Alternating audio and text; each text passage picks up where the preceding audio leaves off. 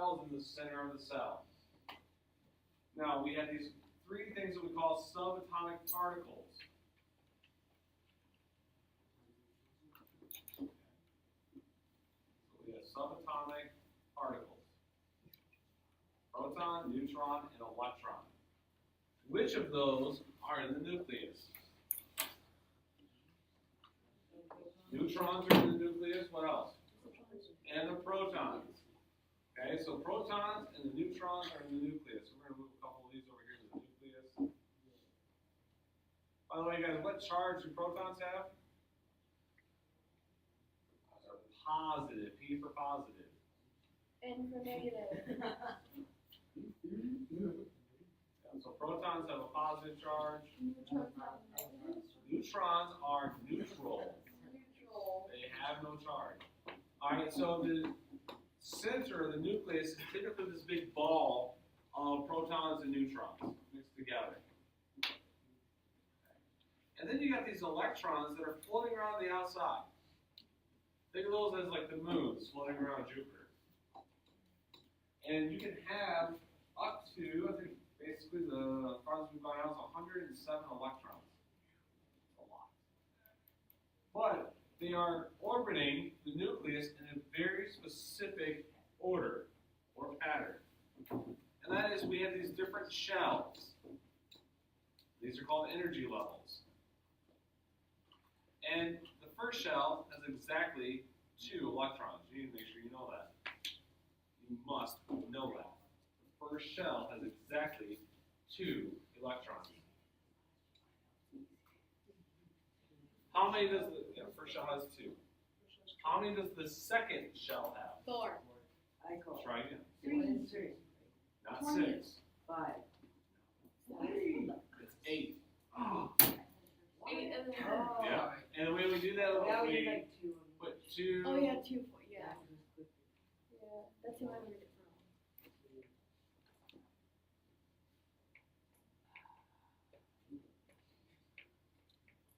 We have 8 electrons on this second shell.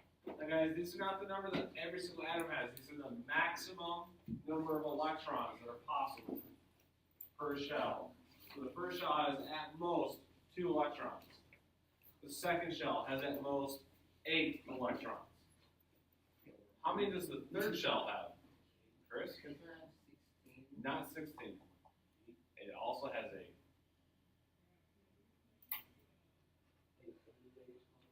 Shells. So, and there's a way tomorrow you guys will get your periodic table, and we're going to talk about how we know how many electrons go in each shell. But basically, what it looks like, if you're going to look at the shells, it's 2, 8, 8, 18, 18, 32, 32.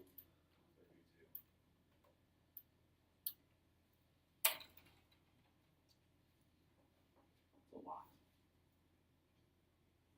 Now, here's some basic information on what you guys need to know. And by definition, and tomorrow we'll spend a little bit more time on how to use the periodic table. And I think you guys, coming out of 8th grade, you guys are a little better about that. In previous years, the 8th grade students were forced to memorize the periodic table, but you didn't have a clue on how to use it. You didn't do anything good to know it if you didn't know how to use it. So what we're going to do is we're going to spend a little bit of time tomorrow looking at the periodic table, make sure you guys understand how to find all this information on there.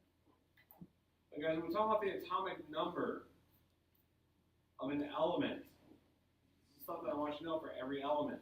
The atomic number is the number of protons.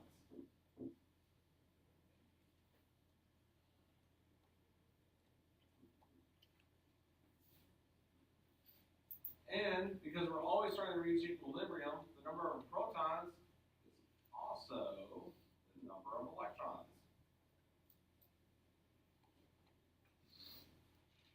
So if I tell you that helium has an atomic number of 2, how many protons does helium have? 2. How many electrons does helium have? 2. Not that hard. Now the atomic mass. As the atomic mass, you gotta do a little bit of math here. It is the sum, which means to do what? Add. So it's the sum of the number of protons and the number of neutrons.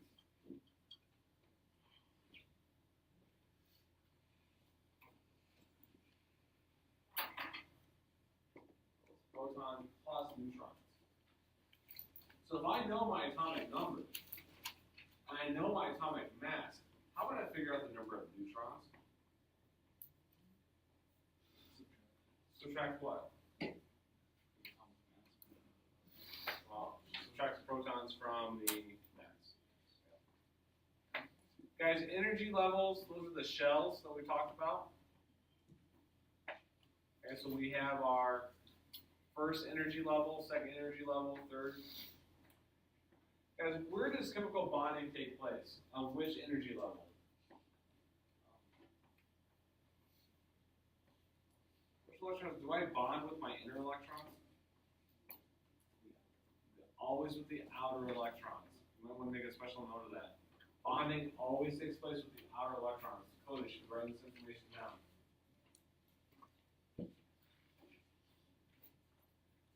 And those outer electrons are called valence electrons. And those are the outer shell electrons. We'll put on here where bonding takes place.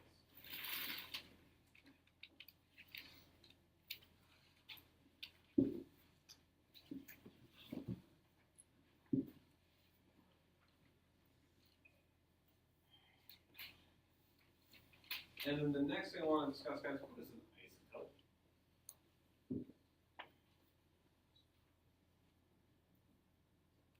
What? Isotope. No, it's not the gloves. They're not isotoners. Isotopes. What are they? It's a good definition for isotope. Well, let's try a different approach here. I'm correct, and I'm probably not, but we're going to try to do it. Normal carbon is C12. But a very special isotope that we use with carbon is C14. You guys heard of carbon-14 dating? A very special isotope has a very specific half-life. All things that are living have carbon in them. So we're called carbon-based life forms. And when you die, the carbon starts to degrade at a very specific rate. And so using the carbon-14 isotope, we can date back to see how many half-lives the carbon has exhausted, and therefore, we can determine the age of that specimen. That's the theory behind it. Chemically, when we look at C12 and I look at C14, these are called isotopes. And here's what's interesting. With carbon 12, the number of protons is 12. The number of my electrons is 12. When I look at carbon 14, the number of protons is still 12.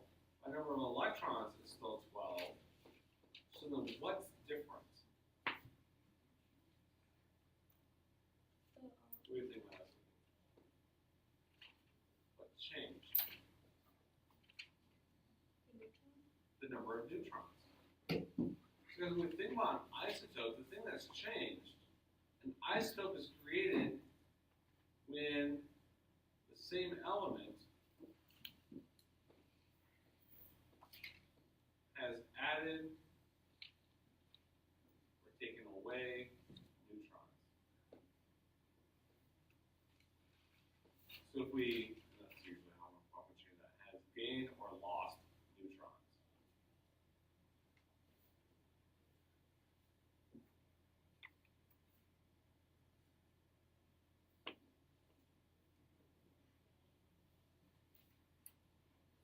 Really kind of simple stuff here, right? This is really basic vocabulary you guys have seen before. I actually really do a lot of neat stuff here. So here's our periodic table.